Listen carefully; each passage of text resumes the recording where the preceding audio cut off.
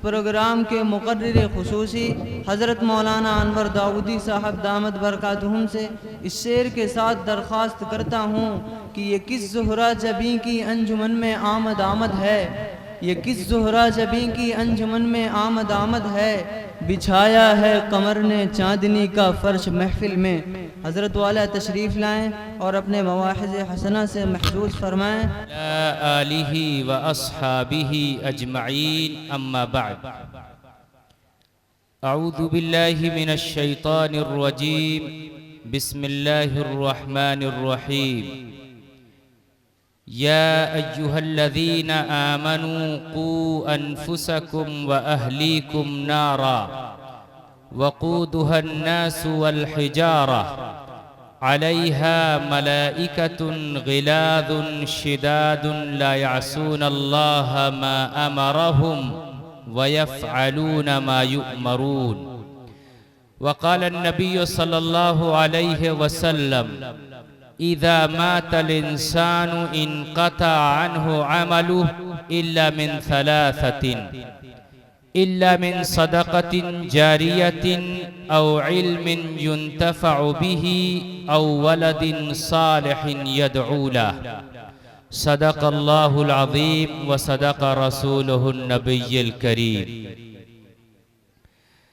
अल्लाह से करे दूर तो तालीम भी फितना, अमलाक भी, औलाद भी, जागीर भी फितना। नाहक के लिए उठे तो शमशीर भी फितना, शमशीर ही क्या नारे तकबीर भी फितना। सदर इजलास, उलमाए किराम, मोहतरम बुजुर्गों और पर्दा नशी ख़वातीन, मदरसा इमदादुल उलूम के आज के इस सालाना प्रोग्राम में आप हजरात काफ़ी देर से शिरकत फरमाए हुए हैं। बच्चों के प्रोग्राम और फिर हजरत मुफ्ती साहब का एक कीमती बयान आपने सुना। मैंने कुरान करीम की एक आयत और एक हदीस आपके सामने पेश की है। मुख्तसर में तालीम के हवाले से कुछ बातें आपके सामने अर्ज करनी है। अल्लाह ताला ने इस दुनिया को आलमे अज़दाद बनाया है। हर चीज की जिद पैदा की है। ये दुनिया शर और खैर का मजमुआ है। यहाँ अच्छाइयाँ भी मिलेंगी, बुराइयाँ भी मिलेंगी, जुल्मत भी है, तारीकी भी है, अच्छे आमाल भी हैं, बुरे आमाल भी हैं।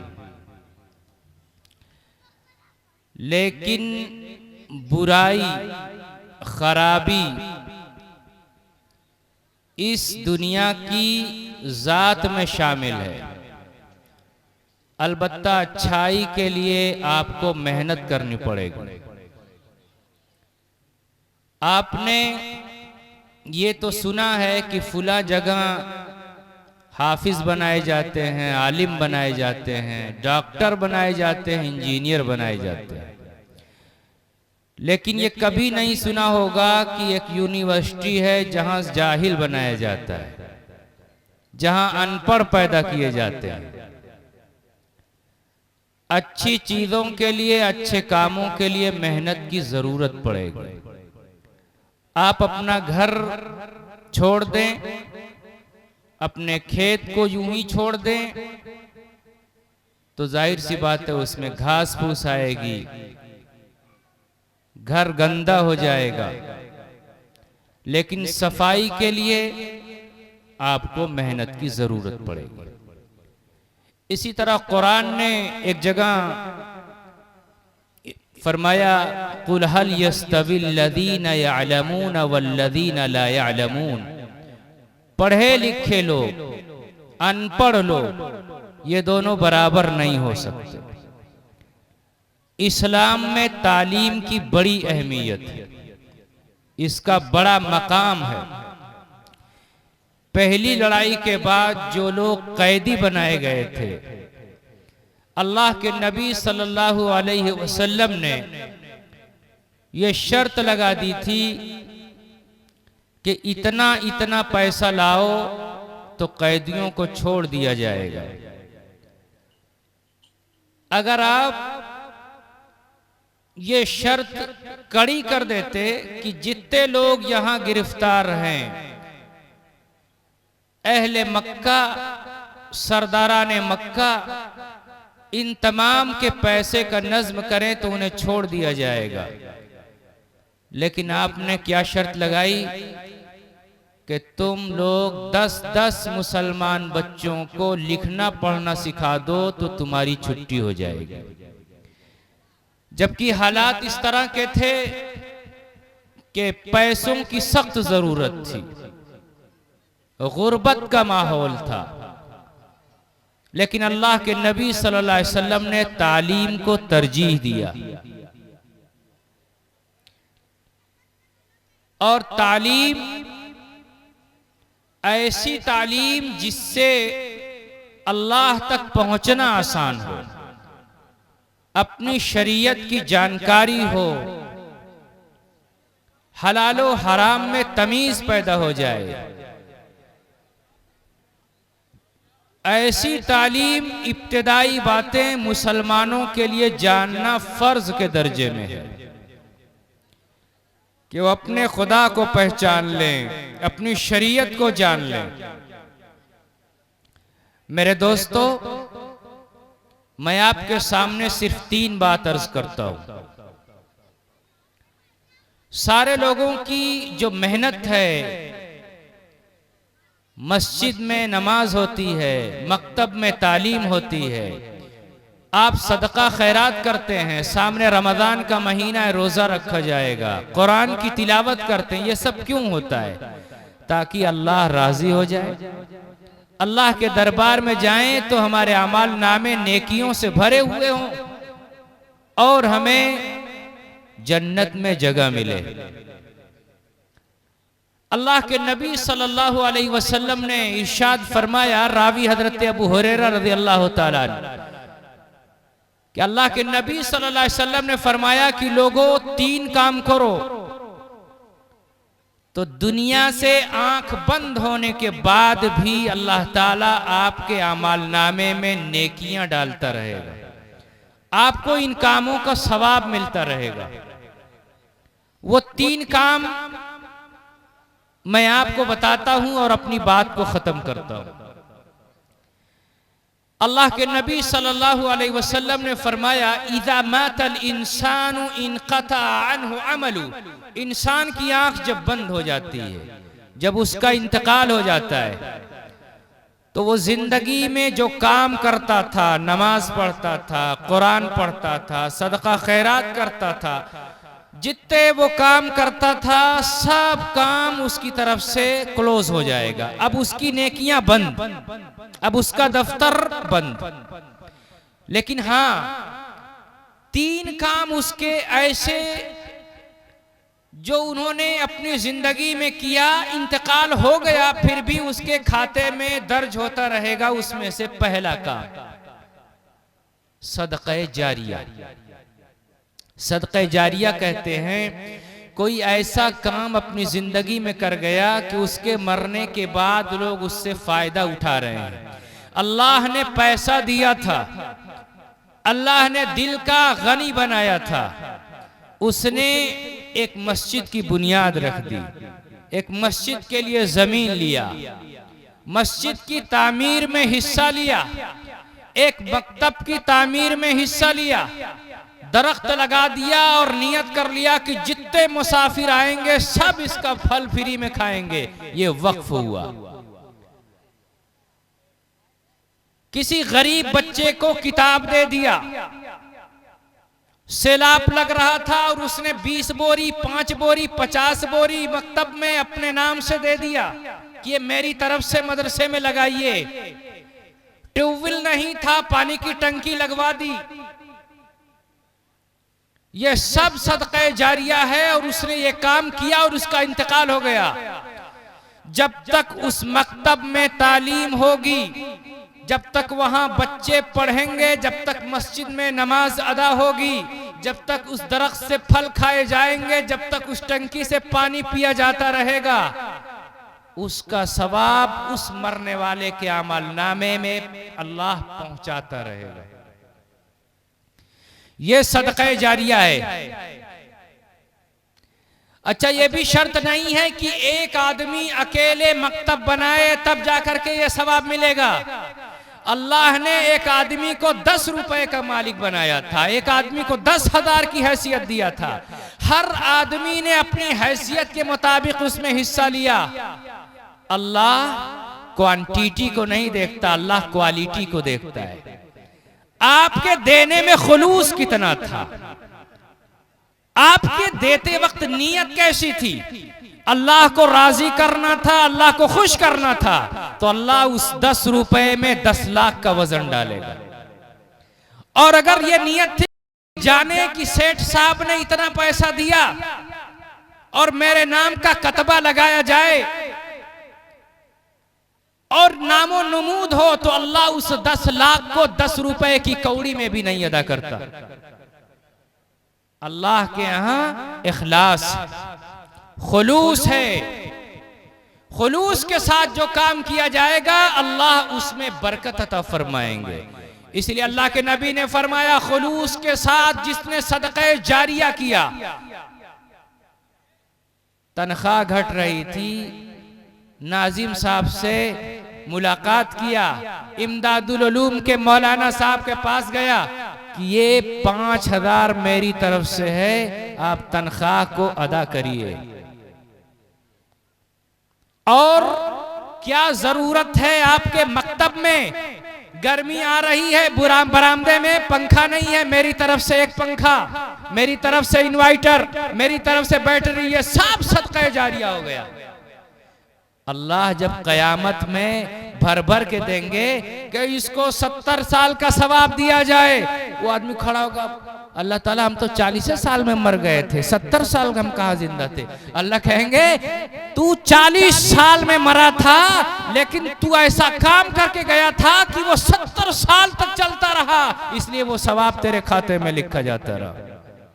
दोस्तों, आज अल्लाह ने दौलत दिया, आज अल्लाह ने आंख को खुली रखा, आज आप पैसे के मालिक हैं, आज आप अपनी हैसियत समझ रहे हैं, आज अल्लाह मौका दे रहा है। इसलिए तवंगरी को, मालदारी को गनीमत जानिए और जो काम करना हो अपने हाथ से करके जाइए। कल औलाद का क्या भरोसा, इंतकाल होने के बाद फरिश्ते पूछते हैं इसने आगे क्या भेजा, यानी इसने कितना अच्छा काम किया, और घर वाले पूछते हैं पीछे क्या छोड़ा, कितना बैंक बैलेंस है, खेत खलियान कितना है, प्रॉपर्टी कितनी है, लूम कितना है। घर वाले तो इसके पीछे पड़े हुए, पता नहीं औलाद साले होगी, नेक होगी कि मेरे मरने के बाद मेरी इज्जत का ख्याल रखेगी, मैंने जिससे अहद किया, वादा किया, जिससे कर्जा लिया वो अदा करेगी, या मेरे पैसों को बंटवारे में लफड़ा करेगी, सर फुटौल होगा, मालूम नहीं। आज अल्लाह ने आपको मौका दिया, आज से नेक काम शुरू होना चाहिए, यही सदक़े जारिया है।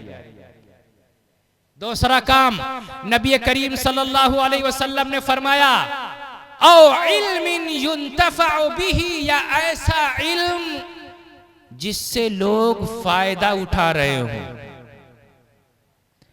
हाफिज़े कुरान हो गया, आलिम दीन हो गया, मुफ्ती साहब हो गया, यहां तक कि वो डॉक्टर साहब हो गया, इंजीनियर साहब हो गया, जिसके इल्म से लोग फायदा उठा रहे हो, जिसने ये तय किया कि मैं रोजाना 10 मरीज को फ्री में इलाज करूंगा, और उसने अपने बच्चों को भी ये कह के गया कि देखो ये मेरी ख्वाहिश है, मेरे मरने के बाद तुम लोग भी ये काम करना।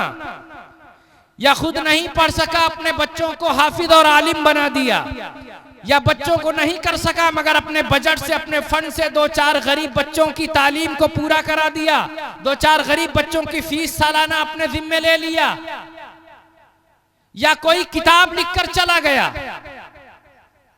या किसी की किताब लिखी हुई थी, उसने इजाजत लेकर के उस किताब को शाये करवा दिया, मदरसे वाले कैलेंडर छपवाना चाहते हैं जिसमें इफ्तार की दुआ है, तरावी की दुआ है, रमजान का टाइम टेबल है, इजाजत लेकर के अपने फंड से उसे शाये करा दिया। ये इल्मिन युंतफअ बिही, ऐसी मालूमात, ऐसा इल्म जिससे लोग फायदा उठाएं, सदक़े जारिया है। जब तक वो किताब पढ़ी जाती रहेगी, जब तक उसके शागिर्द फिर शागिर्द फिर शागिर्द, उसके पढ़ाए हुए बच्चे, एक सिलसिला है जंजीर का, एक सिलसिला है तालीम का।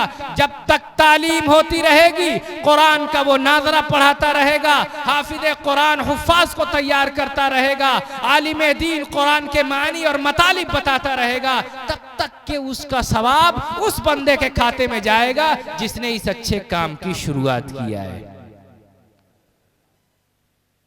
और तीसरी चीज, औवलदिन सालिहिन यदऊला, ऐसी औलाद छोड़कर चला गया जो नेक है, जो दीनदार है, और बाप के इंतकाल के बाद अपने वालिदैन के लिए दुआ मांगता है, रब्बिरहमहुमा कमा रब्बयानी सगीरा। ए अल्लाह मेरे बाप बाप की मगफिरत फरमा, बचपन में इन्होंने बड़ी मशक्कत से मुझे पाला और पोसा, मेरी तरबियत का इंतजाम किया, मेरी तालीम का इंतजाम किया, मेरे कपड़े लत्ते का इंतजाम किया। जिस तरह मेरे वालिदैन ने मेरी दुनिया की फिक्र की, इसी तरह मेरे दीन और आखिरत की फिक्र की। ए अल्लाह मेरे वालिदैन की मगफिरत फरमा, इनके दर्जात को बुलंद फरमा। हर पांचों नमाज में वो अल्लाह से अपने वालिदैन की दर्जात की बुलंदी की दुआ करेगा। वो वालिदैन वो बच्चे अपने वालिदैन के लिए सदक़े जारिया बनेंगे, और जितनी दुआ मांगेगा, जितनी बार दुआ मांगेगा, अल्लाह उस बच्चे की दुआ वालिदैन के हक में कबूल फरमाएंगे। जानते हैं, माँ बाप पर औलाद के 4 हक होते हैं। जानवरों के भी हुकूक हैं, सारे लोगों के हुकूक हैं, तो औलाद के भी हक हैं। तफसील से बताने का मौका नहीं है, लेकिन एक हक उसका यह है कि बच्चे की तालीम और तरबियत का माकूल इंतजाम किया जाए। जिस तरह आपको ये फिक्र है कि मेरे मरने के बाद बच्चा कमाएगा कहां से, लाओ इसकी दुकान खुलवा दे, पढ़ लिख ले, कोई हुनर सीख ले, कोई कारोबार करा दे ताकि मेरे बाद ये खाता जीता रहे। इसी तरह उस वालिदैन पर यह भी जरूरी है कि उसके दीन की फिक्र हो, कि मेरे मरने के बाद इसका ईमान कितना मजबूत हो, कि अपने ईमान पर सलामत रहे, अपने इस्लाम पर कायम रहे। ये फिक्र भी माँ बाप की है। इसीलिए इस्लाम की बातें, ईमान की बातें, मजहब की बातें दीनी मकातिब और दीनी मदारिस में मिलेंगी।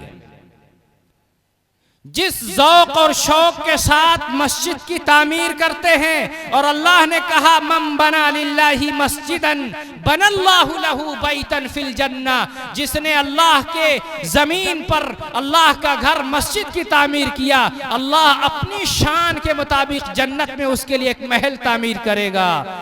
मैं कहता हूँ इंशाअल्लाह मकतब और मदरसे की तामीर पर भी अल्लाह सवाब से महरूम नहीं करेगा। इसलिए कि मस्जिद में क्या होता है, नमाज पढ़ी जाएगी, नमाज में कुरान की तिलावत होगी, दाहिना पांव मस्जिद में जब डाला जाएगा तो अल्लाहुम्मा अफ्तह ली अबवाब रहमतिक पढ़ा जाएगा, कुरान का दर्स होगा, अल्लाह की बड़ाई बयान की जाएगी, मुअज्जिन अल्लाहु अकबर की सदा बुलंद करेगा। मस्जिद के ये अमाल वो बच्चा, वो हाफिज साहब, वो आलिम साहब, वो मुफ्ती साहब कहाँ सीखेंगे? किसी मकतब और मदरसे में सीखेंगे। कुरान की सूरतें मकतब में याद कराई जाएंगी, नमाज की बातें, नमाज के अरकान मकतब में सिखाए जाएंगे। अल्लाहुम्मा अफ्तह ली अबवाब रहमतिक की दुआ वो मकतब में सीखेगा, तब जाकर के मस्जिद में इमामत करेगा। इसलिए अल्लाह जिस तरह मस्जिद के बनाने पर सवाब अता करेंगे, इसी तरह मकतब और मदरसे की तामीर पर भी इंशाअल्लाह सवाब अता फरमाएंगे। जानते हैं अल्लाह ने वादा किया है, कुरान की हिफाजत मैं करूंगा। हमारा प्राइम मिनिस्टर ये कहे कि दुश्मन की आंख निकाल लूंगा अगर वो हमारी तरफ मैली निगाह से देखेगा, तो प्राइम मिनिस्टर तो जंग करने जाएगा नहीं, वो असबाब पैदा करेगा, वो फौज को एक्टिव करेगा, वो हथियार की खरीदारी करेगा ताकि मुल्क का डिफेंस मजबूत हो, दिफाई कुव्वतें मजबूत हो।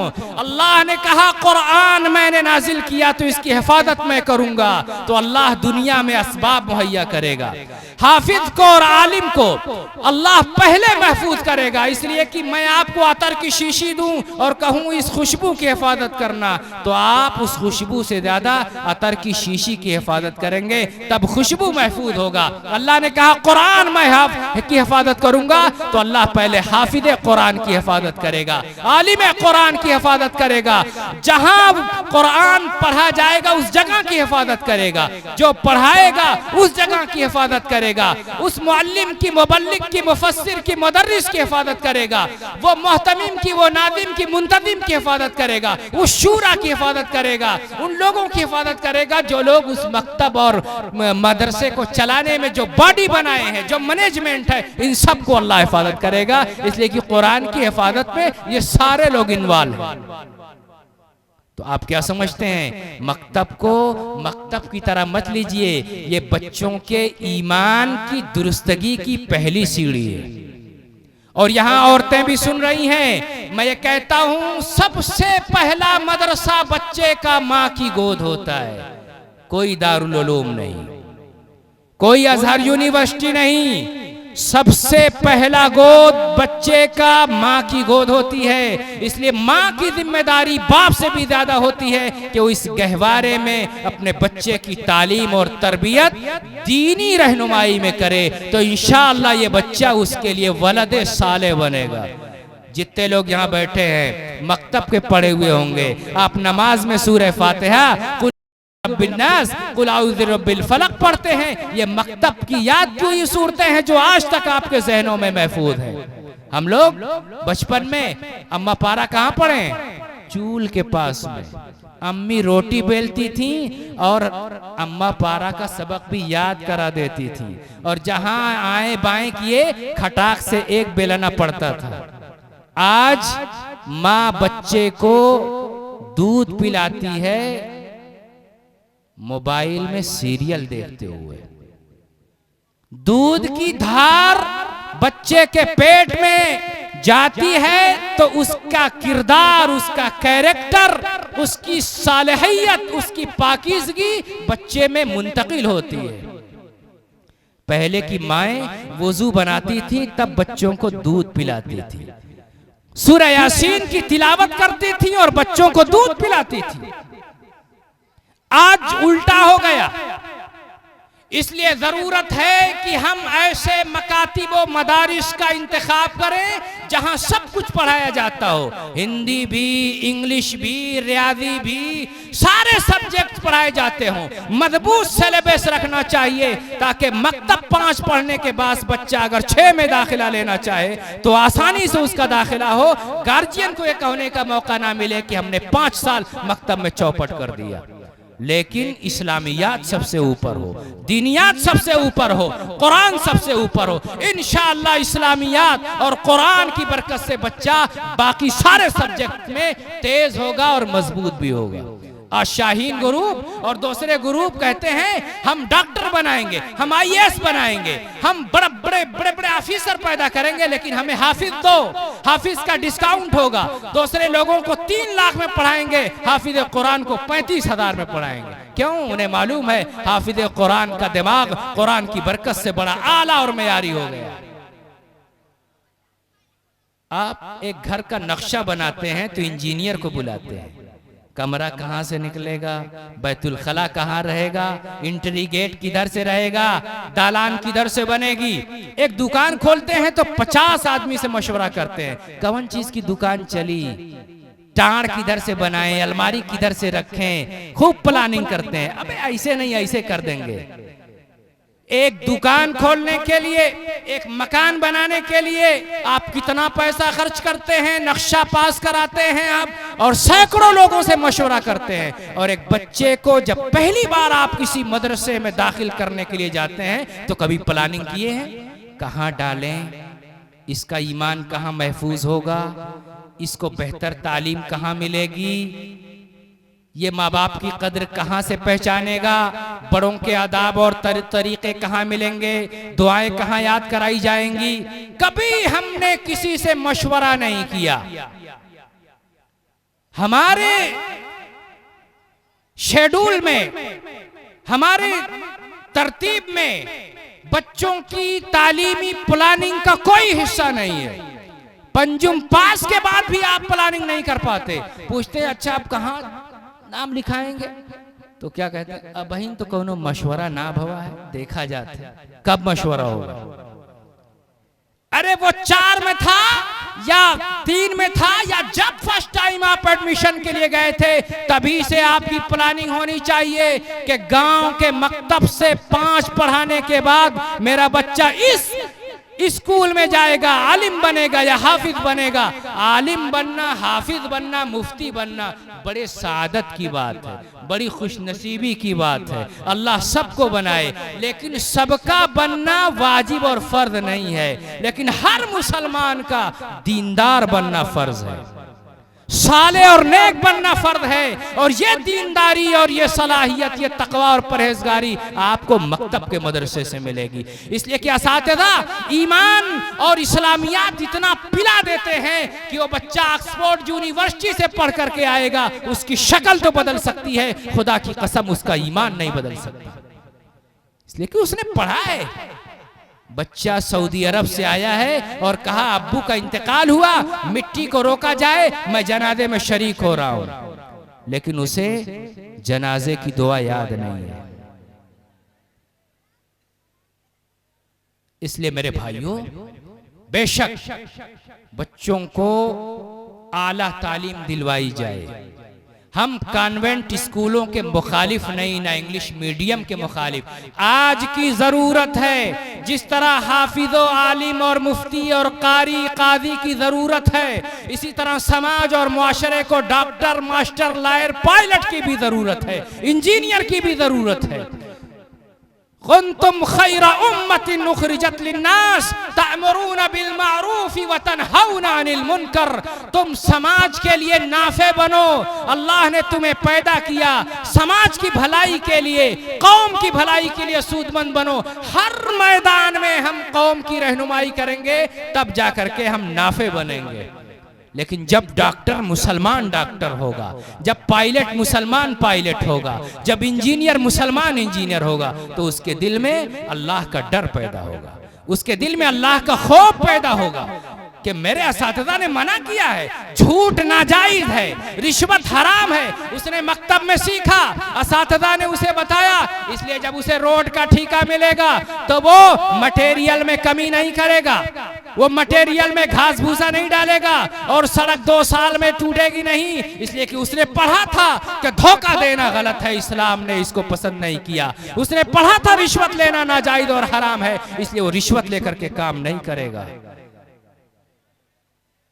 इसलिए हमारी पहली तरजीह ये होनी चाहिए कि बच्चे की शुरुआत औज़ु बिल्लाहि मिनश शैतानिर रजीम बिस्मिल्लाहिर रहमानिर रहीम से हो, अल्हम्दुलिल्लाहि रब्बिल आलमीन से हो। हमें सलाम का तरीका सिखाया जाए, हमें बताया जाए कि माँ बाप का मकाम और अदब व एहतराम क्या होता है, हमें बताया जाए कि मस्जिद का मकाम और क्या अदब व एहतराम क्या होता है। हमें यह सिखाया जाता है कि तुमसे बड़े जो हैं उनका इकराम करो, अपने पड़ोसियों का ख्याल करो, इज्जत दो तो इज्जत मिलेगी। पड़ोसी कोई भी हो, मुस्लिम हो, नॉन मुस्लिम हो, सारे लोगों के हुकूक हैं। हमें हमारे मजहब ने यह तालीम दी है, और ये कहाँ मिलेगा? जब हम किसी मकतब और मदरसे में पढ़ेंगे। इसलिए मैंने पढ़ा हदीस की आखिरी बात, औवलदिन सालिहिन यदऊला, या ऐसी नेक औलाद छोड़ करके मर गया जो अपने वालिदैन के लिए दुआ मांगता है, दुआए मग़फ़िरत करता है। अल्लाह उस बच्चे के दुआ को कबूल फरमाता है, और उसकी वजह से वालिदैन की मग़फ़िरत का जरिया बनते हैं, और उनके दर्जात को अल्लाह बुलंद फरमाता है। इसलिए इमदादुल उलूम के सालाना इस इजलास में रात काफी गुजर चुकी है, बहुत लंबी चौड़ी बात से कोई मतलब नहीं है। मैंने जो बात कहनी थी निचोड़ कह दिया। तालीम पर आपने फोकस किया। हर चीज की 2 हैसियत होती है, एक जाहिरी, एक बातिनी, एक ऊपर का हिस्सा, एक नीचे का हिस्सा। दरख्त अगर जमीन से भी कटता है तब भी सूखेगा, आप उसे काट देंगे। और दरख्त जमीन से लगा हुआ है लेकिन ऊपर से सूख रहा है और फल नहीं देता, आप तब भी काट देंगे। तालीम के साथ साथ किसी भी मदरसा, किसी भी एनजीओ, किसी भी तंजीम की सबसे बड़ी कुव्वत और एनर्जी उसकी फंडिंग होती है। अगर आपका ताउन नहीं मिलेगा, आपकी तवज्जो नहीं होगी, आप खड़े नहीं होंगे, तो जाहिर सी बात है कितना ही खुलूस हो, कितना प्यार हो, कितनी लगन हो, खून पसीना एक कर दिया जाए, लेकिन आने वाले दिनों में वो मदरसा ठंडा हो जाएगा,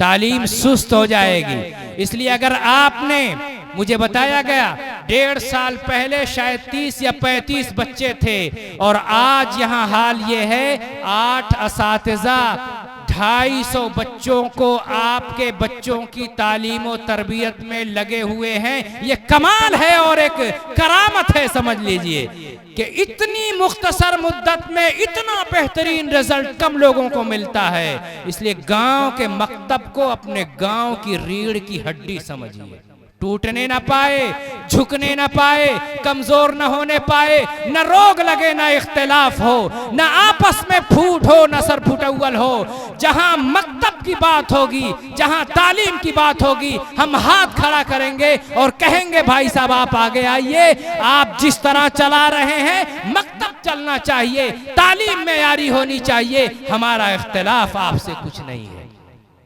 और अल्लाह के नबी सल्लल्लाहु अलैहि वसल्लम ने फरमाया, जिसने अल्लाह के लिए हक पर रहते हुए ये कहा कि भाई साहब मैं अपने इख्तिलाफ को ख़त्म कर रहा हूँ, अल्लाह के नबी ने फरमाया मैं और वो, मिसाल देते हुए आपने फरमाया 2 उंगलियां जैसे मेरी ये 2 उंगलियां हैं, कयामत में मैं और वो जिसने इख्तिलाफ ख़त्म किया एक साथ खड़े होंगे जन्नत में। अल्लाह हम सबको अमल की तौफीक नसीब फरमाए। माशाअल्लाह, ये थे हजरत मौलाना अनवर दाऊदी साहब जो अपनी कीमती नसीहतों से हम सामईन को मुस्तफीद फरमा रहे थे। अल्लाह ताला दुआ करता हूँ कि अल्लाह ताला हम तमाम को मौलाना की बताई हुई बातों पर अमल करने की तौफीक अता फरमाए।